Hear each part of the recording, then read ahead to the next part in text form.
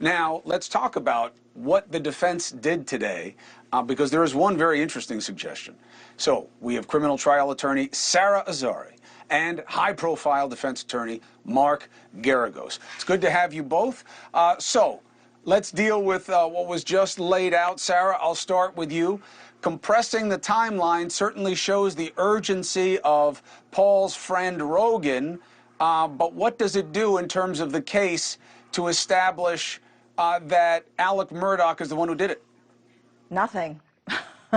I mean, like I've been saying, and Mark's been saying too, we got to put the murder weapons in his hands, and their best evidence was that blood spatter that was, the T-shirt that was destroyed.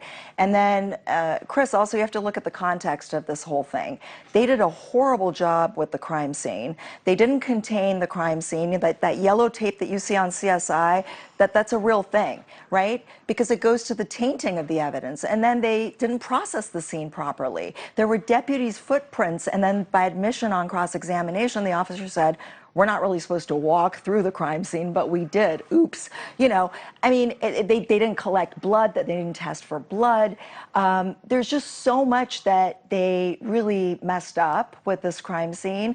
And so, again, I think science matters here. It's about the forensics, and they're really weak on that. So you have the idea of, hey, you didn't do it right, and it doesn't all line up the way it's supposed to, balance with the, yeah, but it had to be him. And that vibe was fed by one particular piece of evidence today. Let me play a clip. It's just so bad. I did it so bad. When you asked the defendant about the traumatic picture that he saw of Paul and Maggie, what did he say? It's just so bad. I did him so bad. I did him so bad. Yes, sir. Mark Geragos, I did him so bad. What does that mean in the case? Yeah, I think, look, it can be interpreted any way you want.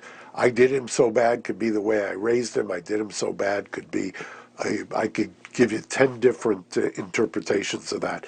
The fact is, today, at least, as being reported, I know we had a journalist on just now, but the cross-examination by Mr. Harpootlian clearly suggested and gave, if you want to talk about reveals, talk about stepping on the lead of the cross-examination, was that it was consistent with a second shooter, number one. It was consistent with somebody trampling through the crime scene, who they now are going to blame on one of the techs. Hold on a second. I want to talk about that. I want to talk about that because I was very intrigued by it. I don't know how it helps him, and I want you to explain that to me. But hold on, don't go running past this.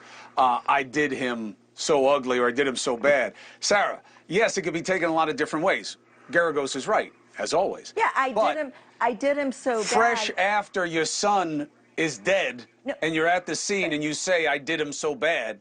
But Chris, that is not as broad a palette of interpretation. First of all, if this was going to remotely be a confession, why didn't these officers ask some follow-up questions? They didn't. It's vague. And by the way, I did him so bad, take it in the context of what else he said. He was saying that it could be related to somebody from the boating accident, right? I did him so bad could mean I didn't protect him. I didn't do what I can as a father to protect him against all these threats that are going around. So we can't take this out of context. All right, so now we get to this big move today. So they show the crime scene photos, and obviously that's going to have impact because you see all the blood and how close the bodies were. The defense offers up the following theory: the bodies are close together because they were shot at the same time. And that's because if one shooter had done it, the other person would have run away. And the fact that they were both shot in such close proximity shows that it had to be two people to do this. It couldn't be just one. Mark Geragos, why does that help Alex Murdaugh? Well, there's been no evidence whatsoever that there were two people until this cross-examination. Remember what the definition of reasonable doubt is. The definition of reasonable doubt is are there two reasonable interpretations, one pointing towards guilt, one pointing towards innocence. They don't have to be the same. They can just be reasonable. If one points towards innocence, then you must acquit. And that is what Mr. Harpootlian is laying out, that they don't have a theory that has somebody else involved. They don't have a person who's saying, I was there, I helped him do this, or I watched him do this. What they do have, however, is, as your reporter said, nothing that is a reveal. They keep saying that they're going to get to the reveal, but they haven't gotten there. And I'm not so sure they're ever going to get there. It seems to me, at least, from watching this, that every time the prosecution puts on something, it appears that the defense undercuts it and basically hijacks the witness and turns it into a defense witness.